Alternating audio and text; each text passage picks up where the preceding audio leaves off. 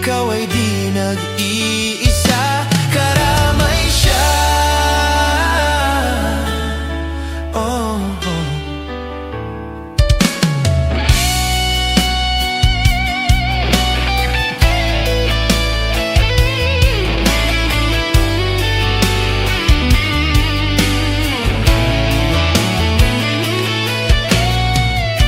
Maririnig ang dalangin, ang pagsuko'y wag mong gawin.